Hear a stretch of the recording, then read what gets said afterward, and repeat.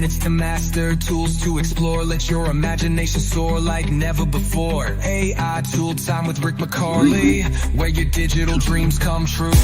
One lounge. Ignition.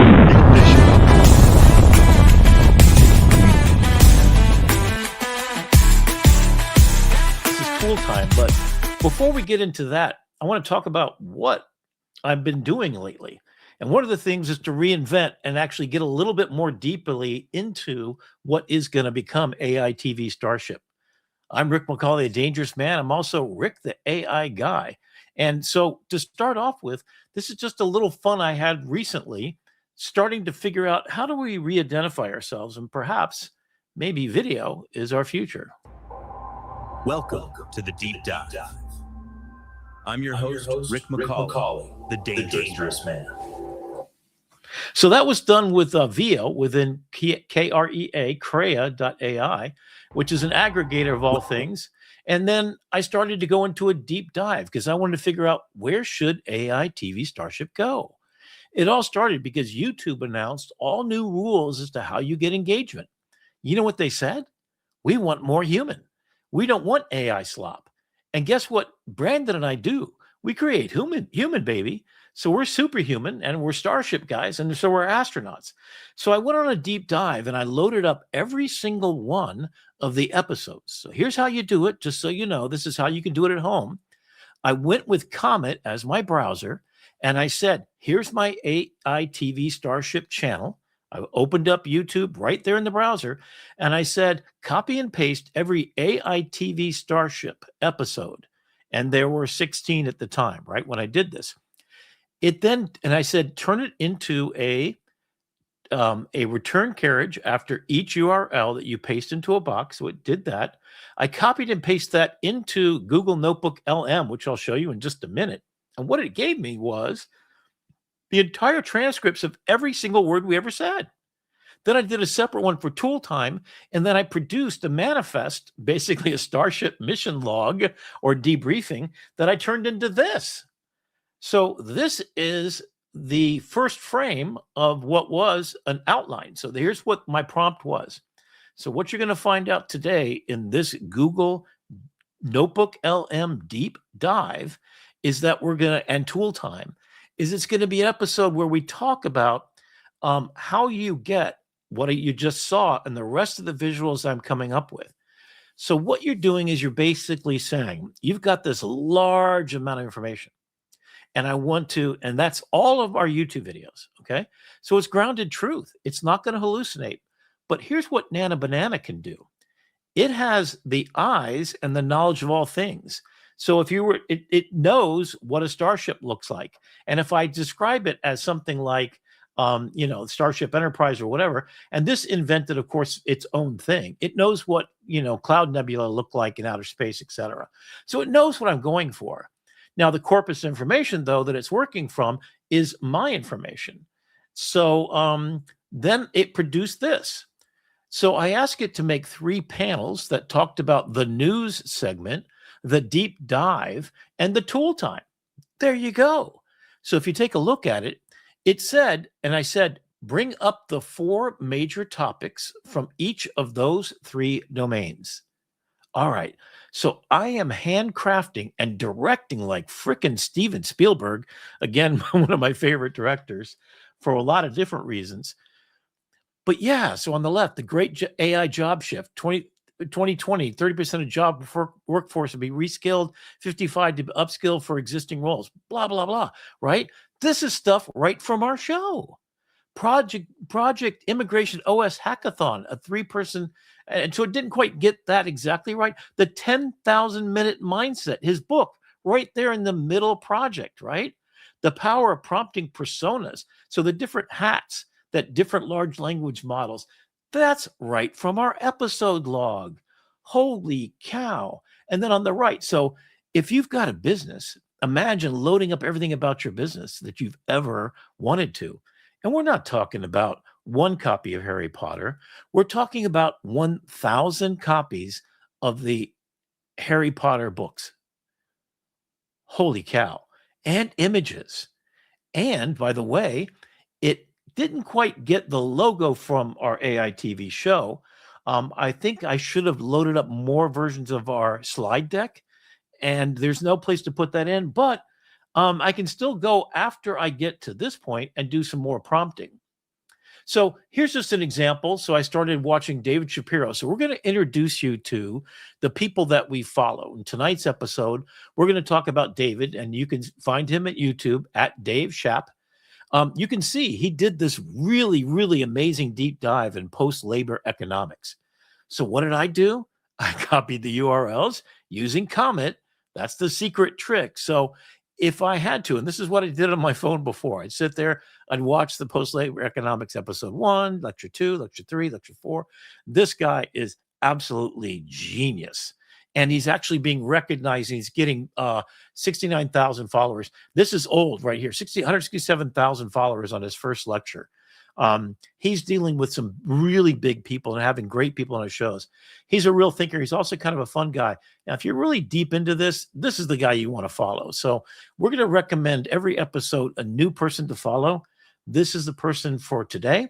If you're really an intellectual and you're really interested in post-labor economics and to get the inside baseball into what's going on. So what did I do with that? So I took a look at a recent episode of what he did, and I said, where is the AI race going? And it's going to nowhere.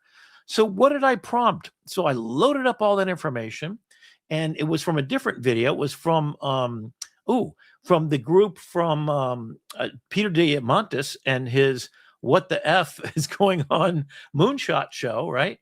And the information was about who's going to win this AI race. And Google with its deep pockets. And so I said, do it in the style of a political cartoon. Holy cow. This is just one of the slides. So you have the real information that's grounded in the truth of all of these TV shows that I just copied and pasted some URLs. Now I've got the secret sauce of doing it so fast. I did 300 of these, what I call complete decks. So what that means is I made an infographic. I made this, which is a slide deck. That's what they call it within the output of Google NotebookLM session. You load up 1,000 pieces of content. You go in there and you query what you want to focus on. And then you go over and you say, hey, make me a slide deck in the style of a political cartoon. Make sure you make all references to all of the parts of this. In fact, I'll ask in the middle chat area, tell me the top 10 or 15 things that should be on slides that I'm going to have illustrated. Then I simply put the style at the top, and it knows that it's going to talk about these things. So Google's going to win, as we came up with. And that was partly where my start point was. But why is it a problem? Okay, so let's go deeper. This is slide number 2.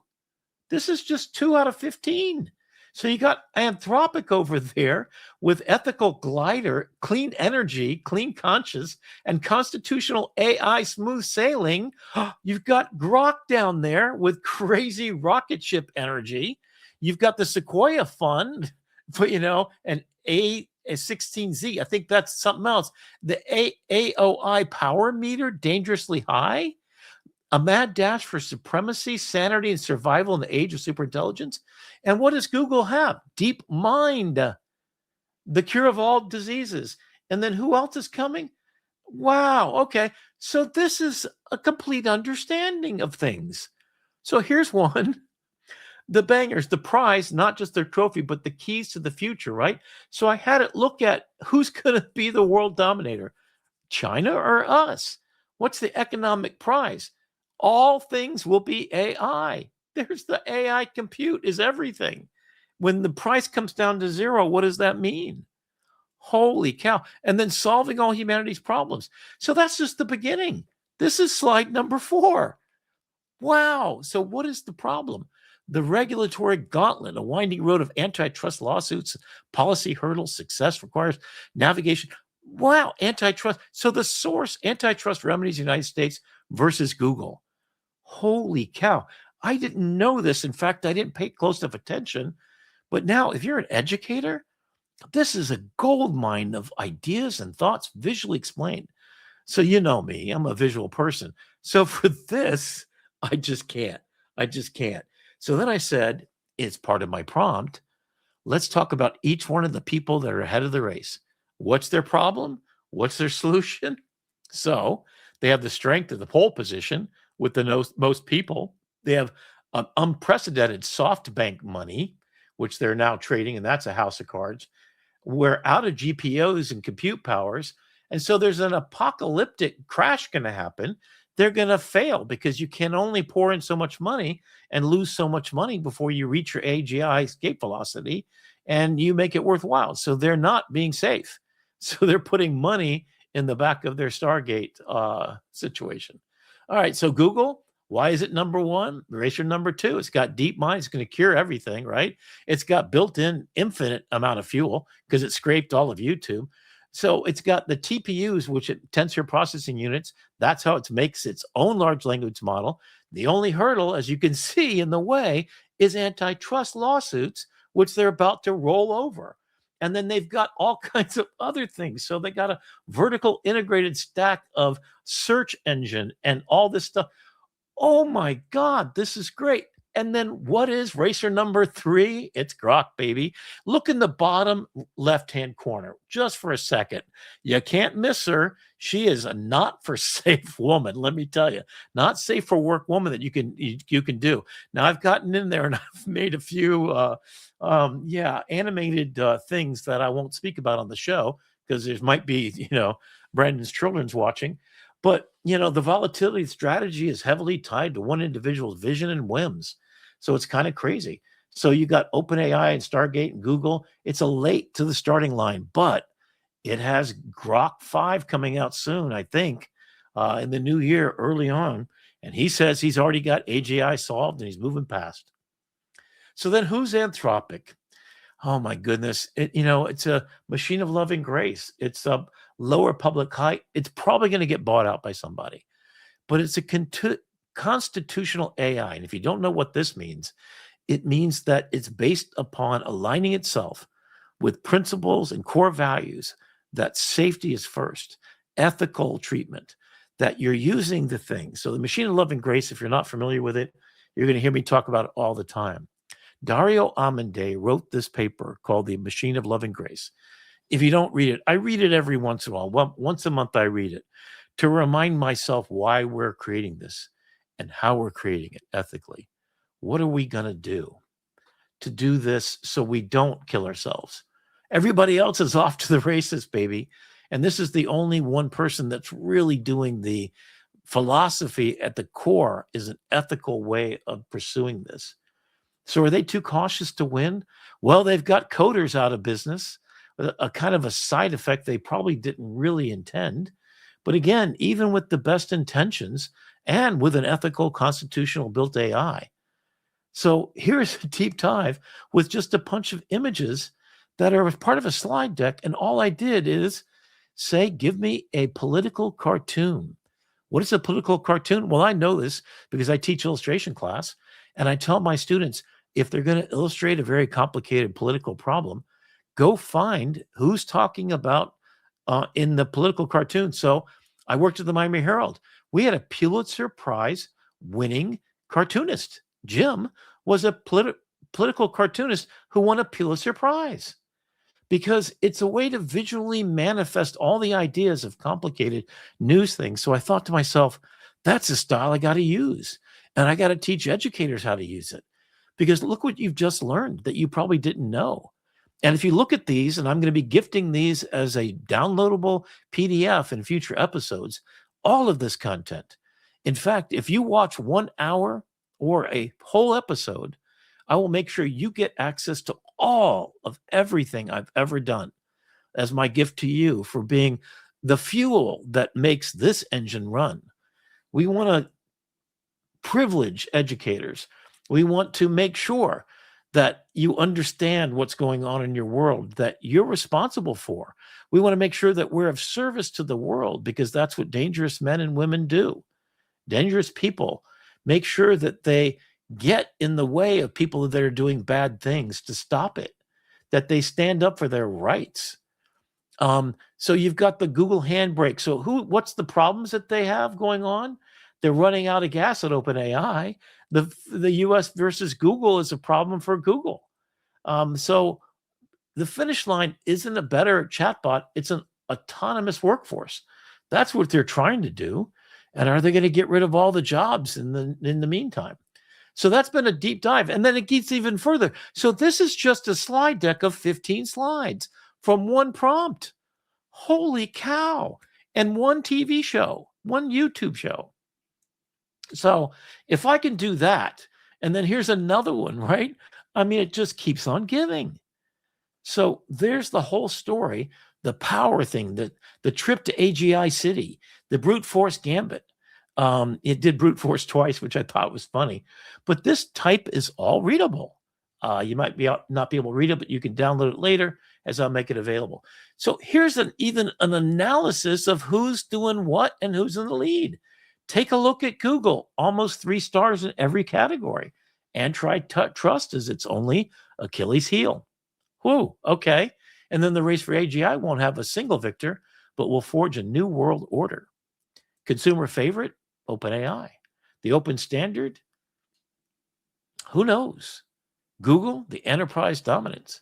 And maybe Google buys Anthropic, and wouldn't be that the greatest gift to all world?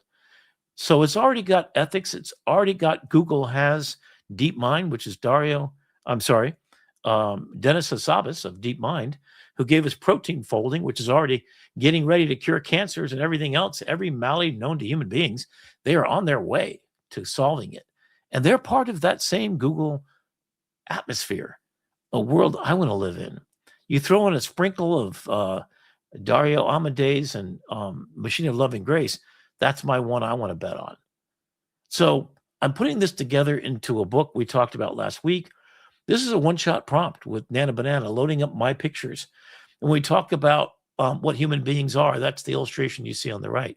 This will be a print magazine. I'm going to come out once a month with the best thoughts and everything that I'm doing. And with short little stories like this idea of the 20-watt miracle. This picture on the left is the cover of the magazine. It's going to be called Imagine a World, after my LLC, Imagine a World Productions, which is my for-profit to drive my nonprofit, Imagine a World Foundation. So Imagine a World Foundation is going to take the money from all of my gifts, and that is the gifts of this magazine, which will be distributed freely as a PDF with links to other things like videos, explainers, audio overviews, etc. Or you can buy the print magazine, and there'll be QR codes that you see here to access the wealth of valuable information. That's a deep dive on any topic you want. The first episode is going to be the 20-watt miracle, and it walks through how human beings can be broken down into 3 parts. Thinking. We do a lot of thinking, metacognating. We're thinking about thinking. That's what differentiates us from other human beings. Secondly, we feel deeply. If we're artists, we feel so deeply and so profoundly. We have interactions with other people that tell the stories. This is what AI cannot do. It's not embodied. It doesn't truly feel the first kiss and the last goodbye. So this was a deep dive I've been working on for over a year now, as I want to decode what it is between us and AI. What domain is ours? It's feeling. It's feeling deeply to make music. So I use AI to amplify and give me, a beautiful songwriter with a heart of gold and 66 years of life experience, gives me the ability to make finished, quality, reproducible, on the radio quality music that I can show to someone. What am I going to do with that? I'm actually going to gift all my music to the world. I'm going to take 40% as the songwriter. I'm going to give the rest to allow musicians and singers to perform it. Whoever does the best human performance of my song will get 60% of my royalties going forward forever. So I want to be the writer of the song, the origin point. And I want the world to take the AI out, and that everything I produce will be a gift, that person will be enjoying the profits of my intellectual property. This is a paradigm I want all of you to use. If you're a great musician, but you need it to help you get a singer so that you can get a human to replace you, this is what I've started to do. And I've started a program tonight that we'll take a look at by the new year, I'm going to be launching a website that will make all my music available to you with the stems, so that what you can do is you can use it as a bed to practice. And if you release the song and you get the most number, so if 10 people decide to take the song, if some famous person comes along and grabs it and gets 100,000 listeners to the song, they get to 60% of the profits of it, because I'll have it copyrighted, but only for the words, and I'll let you have the rest. That person's going to then have the full copyright for the rest of it, and they will share for eternity the engine that drives Imagine a World Foundation. So what do we do with our 20-watt miracle, and what does that refer to? That's how much energy your brain requires, 20 watts. You've seen what the terawatts involved in a large language model. Imagine what we can do with more and less, because we can feel and we have an embodied experience. We can never let it know what a first kiss or a last goodbye is. We can never let it want or need or be part of the 7 deadly sins that we have to control and harness to drive us to what we do. The wanting is a good thing in the hands of an artist who wants to take pain and make beauty out of it. So that's my promise and my mission. A premium magazine to have premium thoughts delivered to you so you could do the same thing. So I'm doing it for educators as well. So I'm preparing for a professional development for my fellow educators to use Google Notebook in the same way that I do. Here's Amanda Bickerstaff, who I've known and talked to. She's the CEO of AI for Education. She's about 1 million educators she's educated on her platform. I was going to be part of it, but I'm just going to visit her and respect her and talk about her. Sal Khan, you might know as the CEO of Khan Academy. All this is from that prompt you just saw a second ago, as I'm going to show you. It's, can you make a beautiful render of a classroom board and on an infographic, colorful chalk, sketches of each of the greatest minds in artificial intelligence education today? Sal Khan, Jason Glitta, Thomas Thompson, Amanda Bickerstaff, etc. It didn't get all the people that I suggested, but I said, find the most amazing people. And I knew Dan Fitzpatrick. That's not a great picture of him. I'll go back and fix it before I show it to anybody. But what are they doing? They're teaching us how to evaluate, to verify, to when you use the AI, what is it going to do for us? And there's a beautiful illustration, and there's a classroom on the edges of this chalkboard. Wow. Innovators, mind and machines, the innovators shaping AI in education. And this is how they're using the AI bots. And then here's another but weird, different way to look at it. So this is to talk about propaganda in the age of AI.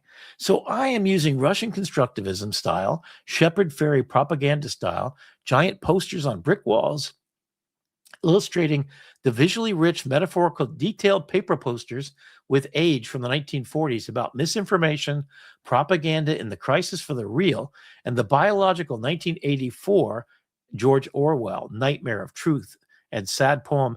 I mean, you could read it, right? And then this is what I got. In fact, I even asked for it to use Rosie the Riveter. Where did this thinking about visuals come from? Spent my entire life teaching, 25 years. I know who Rosie the Riveter. In fact, I teach propaganda classes. I did a whole thesis paper about the swastika, and that it was a shape that was thousands of years old.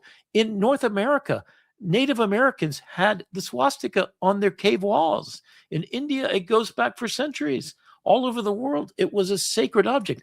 In fact, in 1930, here's a weird fact for you. It was on the boots, the sneakers made for Cub Scouts of America right before the war. And then all of a sudden, it got hijacked. Anyway, so I know visuals, and I talked about Adobe's content authenticity, the champion, and the dense truth, the propaganda playbook, centralize the message, propagandize it, weaponize the state. So I loaded up all the content of this conversation, and then I did the same thing again, and I made this. This is a class that I want to produce for real. I'll go into a deep dive as we do a whole episode about humanity's final exam.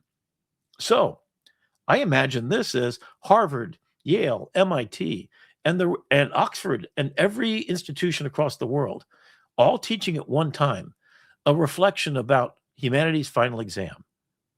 Are we ready? Have we learned as we create a God who will be more intelligent than us? Are we gonna let it take over what we do? So I started this process, and we'll deep dive on this, but basically, this is a course outline for a 16-week course. The first 4 weeks is history. What do we need to know about it that we need to take with us? How do we get rid of propaganda? How do we get rid of all these problems that are happening in the world? So it's taught by multidisciplinary thinkers around the world. And then we look at the old game as being broken. We figure out how to fix it. So it's re-engineering. How do we do in war? Not so good. How do we do in politics? Horrible. It's getting worse. How's our planet? Not so good. So then we take a look at what social engineering has done to us, and we find ways to deconstruct what it did and see what we can do to make it better. So we're going to go deep dive in that, and the solutions basically will then be aggregated. So the third 4 weeks, it'll be a debate of the entire world coming up with solutions, and they'll be presented to the world to an AI overseer that aggregates the best ideas, makes them into policy that the UN might want to adopt, makes into policy as to how we fix social media, how we fix the United States government. So the entire world can take what we learned from our mistakes throughout all history. And as we get to this fork in the road where AI accelerates past us, wouldn't it be fantastic if every brain, every thinking person on the planet aggregated to make the solutions before it's too late? And that we approach a machine of loving grace and not an extraction economy where the rich are richer than ever before in history and the poor are not getting a fair break. And our Constitution is not being respected but defiled like some sort of Jeffrey Epstein event happened to it. So here we are, and that's my promise to you. This is an illustration, just one illustration from my book about the Frankenstein and Frank and Jack taking over his AI. So this is my Sphere event. This is from my play.